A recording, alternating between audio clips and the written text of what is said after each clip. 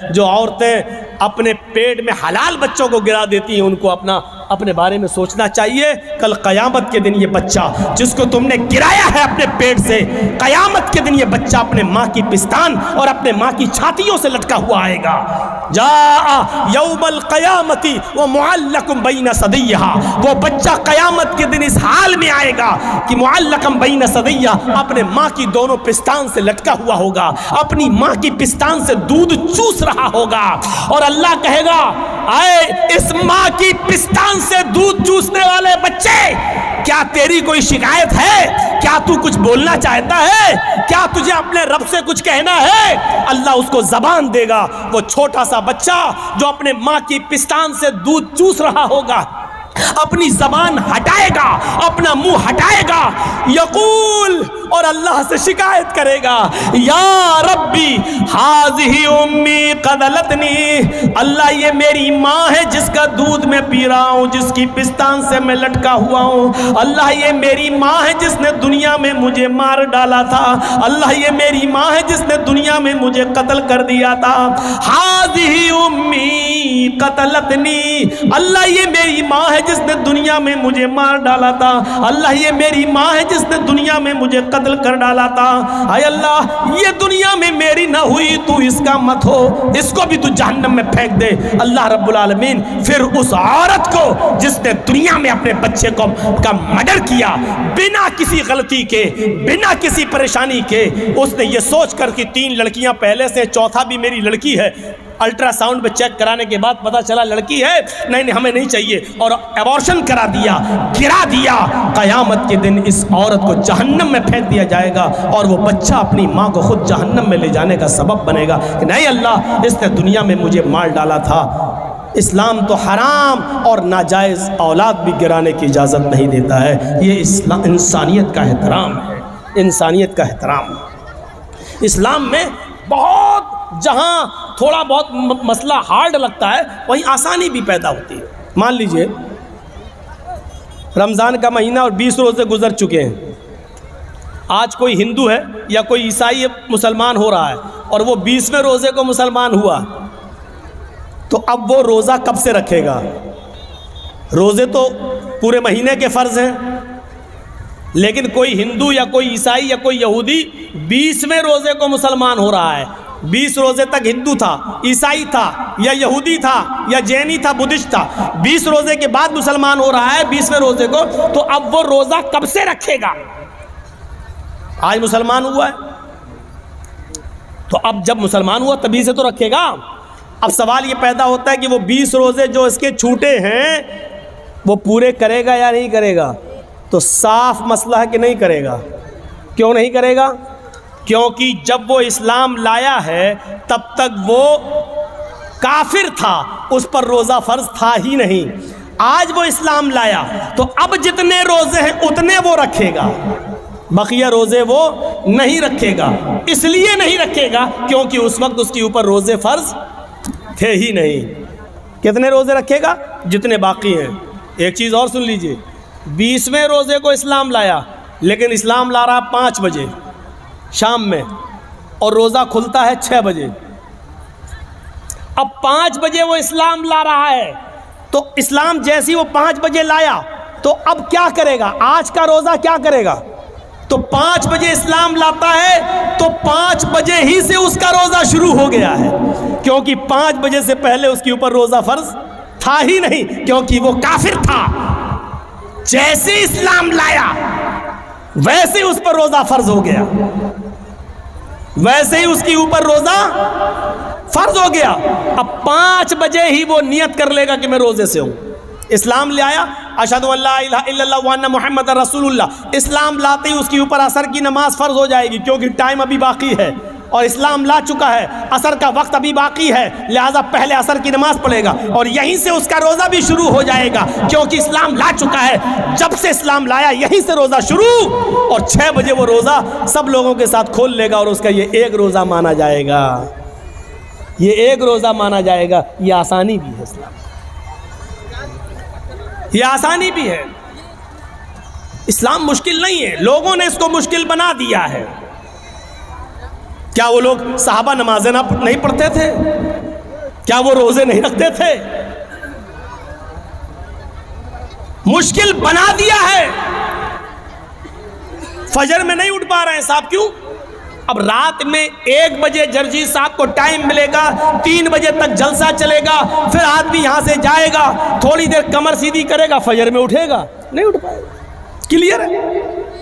لیکن یاد رکھیے مولانا جرجیز کا جلسہ، اور اس جلسے میں 2:30 بجے 3 بجے تک جاگ لینا، اور اس جاگ لینے کے بعد صبح فجر کی نماز میں نہ آنا، یہ دلیل نہیں ہے اس بات کی کہ آپ کا جلسہ کامیاب ہو گیا ہے، یا یہ عذر نہیں ہوگا کہ میں جلسہ سننے کی وجہ سے رات میں جاگ لیا اس لیے فجر میں ہم نہیں اٹھ پائے۔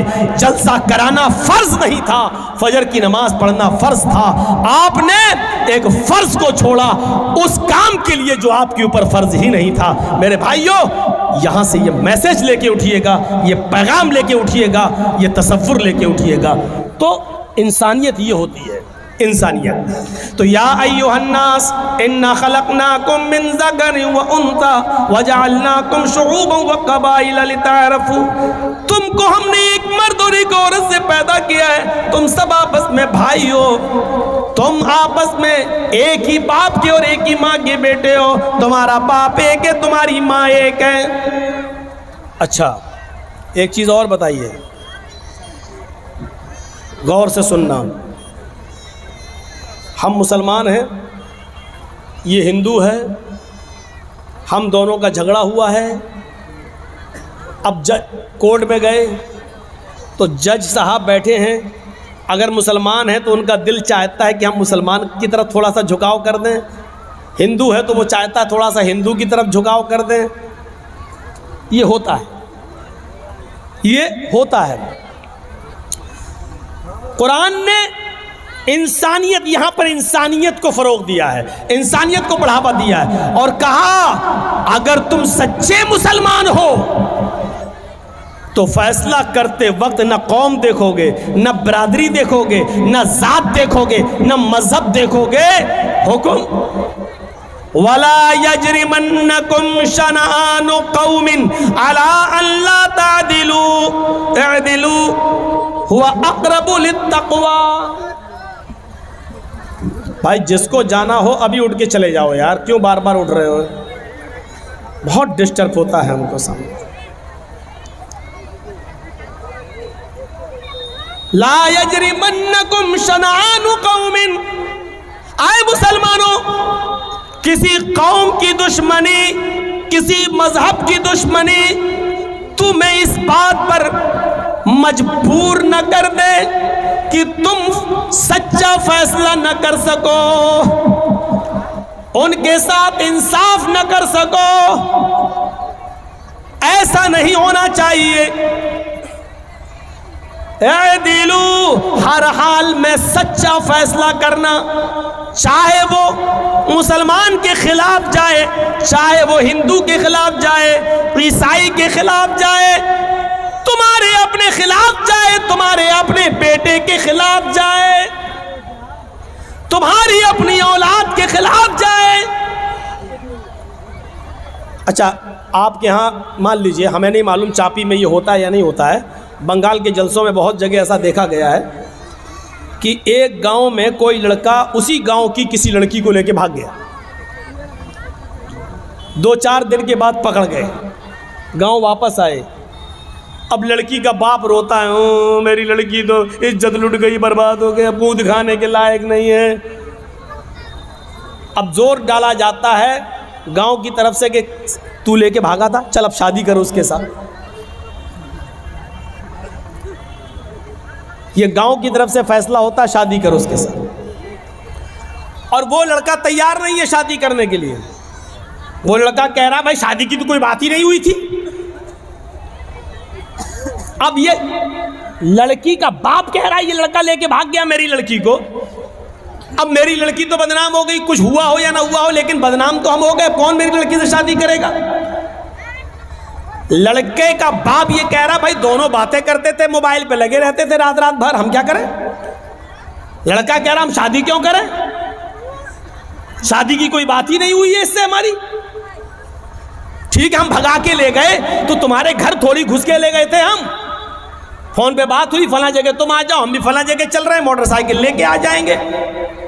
ہم وہاں موجود تھے, یہ آ گئی, ہم لے کے بھاگ گئے. اب گاؤں میں جو سرپنچ ہوتے ہیں, مکھیا لوگ, سنو, اگر یہاں پر بھی ایسا ہوتا ہے تو سن لیں اس گاؤں کا مکھیا اور سردار, قیامت کے دن تمہیں بھی گواہی دینا پڑے گی اور اللہ کے سامنے تمہیں بھی جواب دینا پڑے گا. اب کیا ہوتا ہے, اچھا ٹھیک ہے تو شادی نہیں کرے گا, نہیں, اب اس لڑکی کا تو عزت خراب ہو گئی, ہاں تو کیا ہوا, چل 5 لاکھ روپے جرمانہ دے گا لڑکا والا لڑکی کو. ابے تیرے باپ کا فیصلہ ہے؟ گاؤں کے مکھیا, سردار یا سرپنچ یا پنچایت میں جو لوگ بیٹھ کر یہ فیصلہ کرتے ہیں, یہ سب رونگ ہے, قرآن و حدیث کے خلاف فیصلہ کر رہے ہیں. دنیا میں 5 لاکھ 4 لاکھ روپے دلوا سکتے ہو, لیکن قیامت کے دن اپنے آپ کو بچا نہیں سکتے ہو اس فیصلے سے. سوال یہ پیدا ہوا ہے کہ لڑکا بھاگا تو لڑکی بھی تو بھاگی, پھر جرمانہ صرف لڑکے پر کیوں عائد ہو رہا ہے, اور لڑکے کا پیسہ 4 لاکھ 5 لاکھ روپے آپ لڑکی کو اور اس کے باپ کو دلا دیتے ہیں؟ یہ کہاں کی انسانیت ہے؟ جبکہ قرآن یہ کہہ رہا ہے الزانیۃ والزانی فاجلدوا کل واحدۃ منہما 100 جلدہ. زنا کرنے کی, بدکاری کی شروعات لڑکے کی طرف سے پہلے نہیں, لڑکی کی طرف سے پہلے ہوتی ہے. بھاگنے اور بھگانے کی شروعات لڑکے کی طرف سے نہیں, لڑکی کی طرف سے پہلے ہوتی ہے. یہ سوئی ہے, یہ دھاگا ہے, جرجی صاحب سوئی میں دھاگا ڈال رہے ہیں لیکن سوئی کو ہم ایسے ہٹا دیتے ہیں, دھاگا جا ہی نہیں سکتا ہے. جب سوئی اپنی جگہ پر کھڑی ہے, ٹس سے مس نہیں ہو رہی ہے, تب دھاگا اس سوئی کے اندر چلا جائے گا. یہ صاف صریح دلیل ہے, اگر لڑکی اپنے آپ کو بچائے تو لڑکا کبھی اس کے ساتھ زنا کر ہی نہیں سکتا.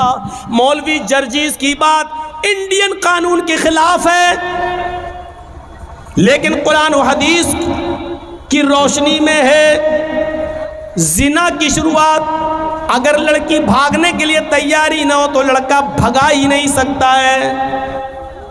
لڑکی بھاگتی نہیں.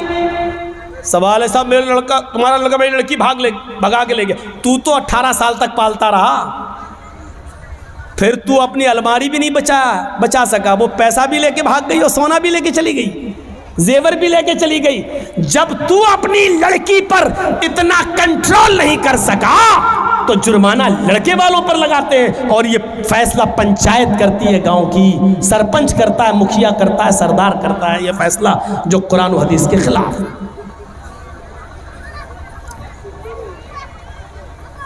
شادی ہو سکتی ہے یا نہیں وہ ایک الگ مسئلہ ہے, وہ الگ جانے دیجئے. سوال یہ ہے کیا جرمانہ لڑکے کے اوپر عائد ہوگا, جبکہ بھاگنے میں دونوں نے برابر کی بھاگیداری لی ہے. کوئی لڑکا زبردستی گھر میں گھس کر لے کر تو نہیں گیا تھا.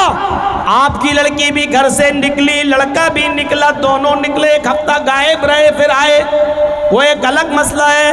لہذا جرمانہ عائد ہونا چاہیے تو دونوں پر ہونا چاہیے, کوڑے پڑنا چاہیے تو دونوں پہ پڑنا چاہیے, سنسار ہونا چاہیے تو دونوں کو ہونا چاہیے. اگر سزا ملنی چاہیے تو دونوں کو برابر ملنی چاہیے.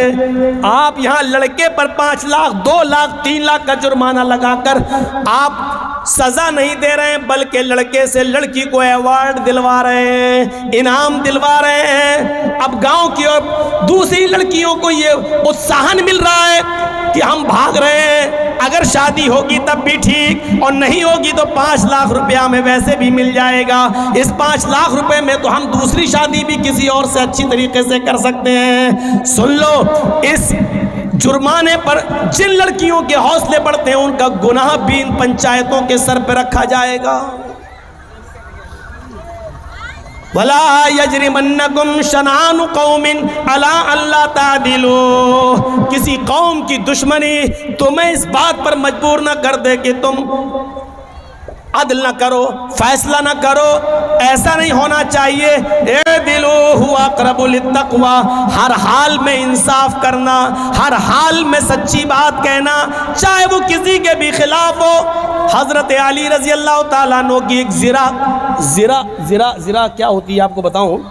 زرہ ہوتی ہے، جنگ میں جب لڑا جاتا تھا تو ایک لوہے کی قمیص کی طرح یا کرتے کی طرح ایک وہ ہوتا تھا، وہ اپنے گلے میں ڈال لیا جاتا تھا تاکہ دشمن کا تیر سینے میں نہ لگے، اس لوہے پر لگ جائے۔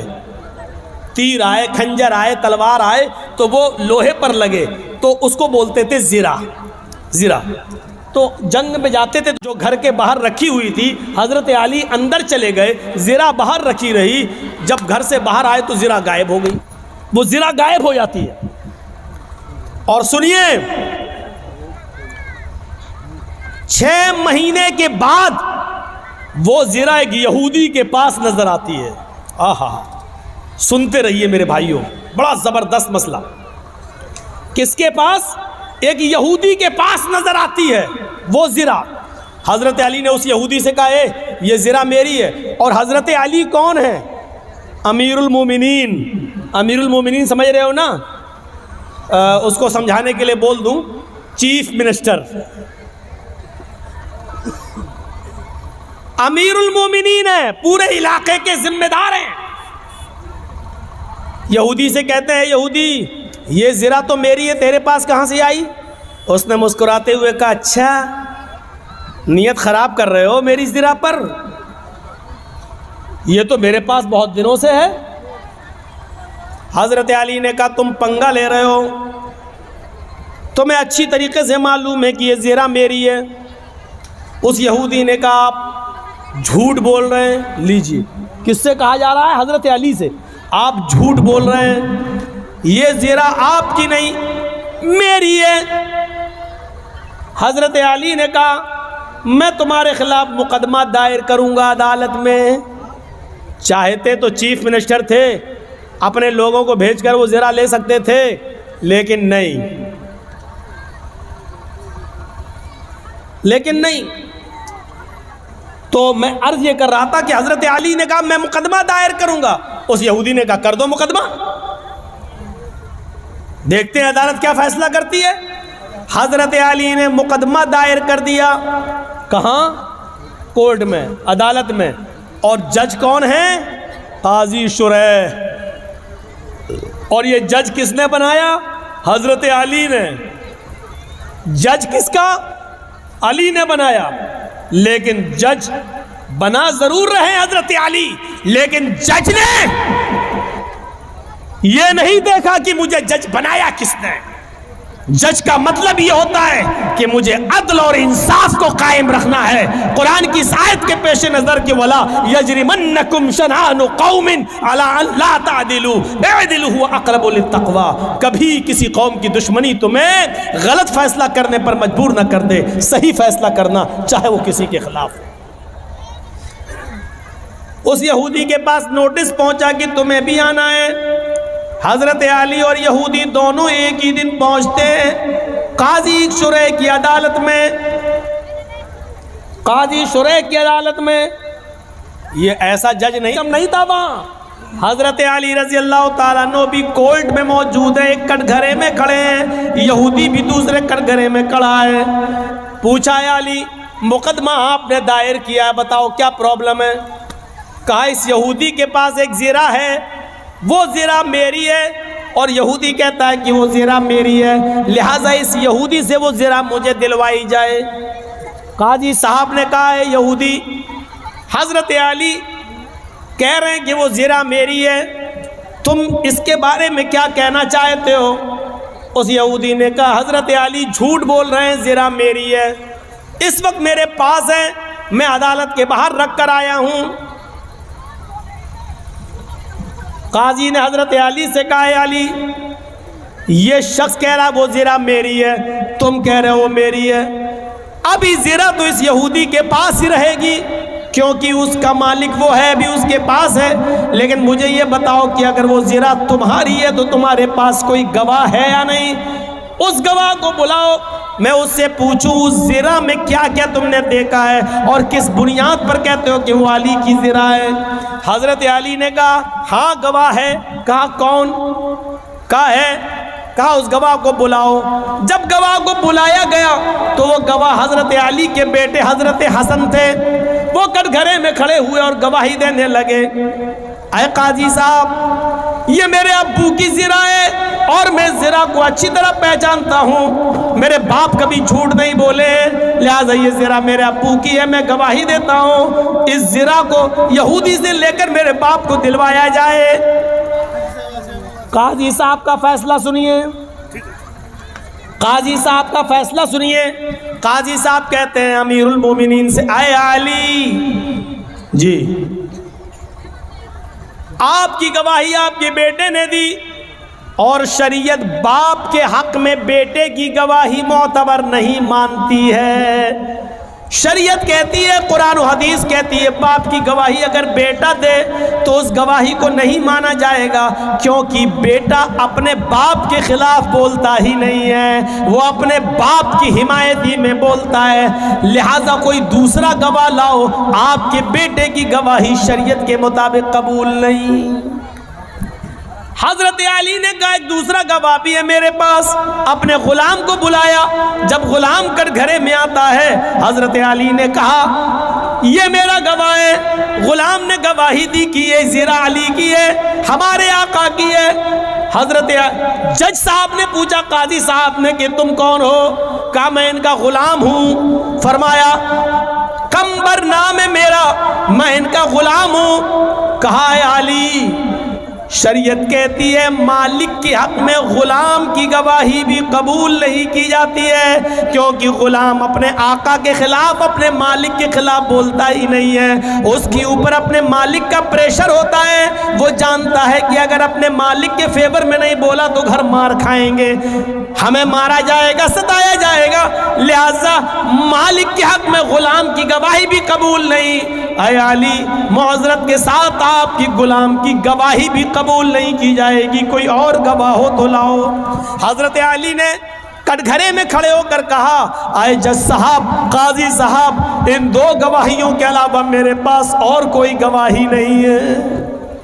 آج کل تو 100 روپے میں جھوٹے گواہ مل جاتے ہیں، میرے پاس اور کوئی گواہی نہیں ہے۔ قاضی صاحب کا فیصلہ ہوتا ہے، اے یہودی حضرت علی زنا کو ثابت کرنے میں اور گواہ پیش کرنے میں ناکام رہے، وہ شریعت کے مطابق سچا گواہ پیش نہیں کر سکے، اور جو گواہ پیش کیا وہ شریعت کے دائرے میں آتا ہی نہیں ہے، لہٰذا علی ناکام رہے زنا کو اپنا ثابت کرنے میں۔ وہ زنا کے مالک تم ہو اور عدالت یہ فیصلہ کرتی ہے کہ وہ زنا کے حقدار تم ہی رہو گے، وہ زنا تمہاری رہے گی، اس زنا پر تمہارا حق ہے، تم جا سکتے ہو اور زنا بھی لے جا سکتے ہو۔ یہ اس جج کا فیصلہ ہے جو حضرت علی نے بنایا، یہ اس قاضی کا فیصلہ جس کو حضرت علی نے بنایا، لیکن قرآن و حدیث کے مطابق فیصلہ کیا۔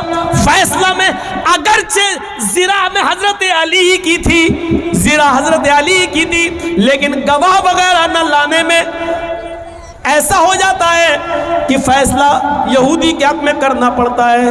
یہودی اس زنا کو اٹھاتا ہے، کٹگھرے سے باہر نکلتا ہے، کہتا ہے جج صاحب آپ کے فیصلے کو سلام کرتا ہوں، آپ نے وہی فیصلہ کیا جو قرآن و حدیث میں بتایا گیا، آپ نے وہی فیصلہ کیا جو محمد رسول اللہ نے بتایا، آپ نے وہی فیصلہ کیا، اور میں یہی دیکھنا چاہتا تھا کہ امیر المومنین علی کے ہوتے ہوئے مجھ پر جبر تو نہیں کیا جاتا، ظلم تو نہیں کیا جاتا۔ آپ کی عدالت نے اور علی نے یہ ثابت کر دیا ہے کہ یہاں پر ظلم و زیادتی کا کوئی شائبہ بھی نہیں پایا جاتا ہے۔ اب میرا فیصلہ سن لیجیے جج صاحب، قاضی صاحب، حضرت علی سچے ہیں، یہ زنا حضرت علی ہی کی ہے، یہ دروازے کے باہر رکھی ہوئی تھی، کوئی نہیں تھا، میں اس کو اٹھا لایا، 6 مہینے تک میں نے اس کو چھپایا، اور ایک دن جان بوجھ کر 6 مہینے کے بعد میں علی کے سامنے آ گیا تاکہ علی میری زنا کو دیکھ لیں، پھر دیکھیں کیا ریئیکشن لیتے ہیں، پھر ساری پرتکریا عدالت کے مطابق چلتی ہے، اور ہم نے دیکھا اس پورے معاملے میں ظلم و ستم نہیں ہوتا ہے، لہٰذا یہ زرہ علی کی ہے، میں علی کو دے رہا ہوں، اور آج اس بات کا اقرار بھی کرتا ہوں کہ آپ نے قرآن و حدیث کے مطابق سچا فیصلہ سنایا۔ آج اسلام سے میں بھی اپنا رشتہ جوڑ رہا ہوں۔ اشہد ان لا الہ الا اللہ و اشہد ان محمدًا عبدہ و رسولہ، یہ کلمہ پڑھ کر حضرت علی اسلام کے سامنے وہ یہودی اسلام لے آتا ہے۔ یہاں سے آپ اندازہ لگائیے کہ حضرت علی کے خلاف فیصلہ ہو رہا ہے، حضرت علی کے خلاف فیصلہ ہو رہا ہے، تو کسی کی دشمنی تمہیں اس بات پر مجبور نہ کر دے کہ تم اس کے ساتھ ناانصافی کرو۔ ناانصافی نہیں ہونی چاہیے۔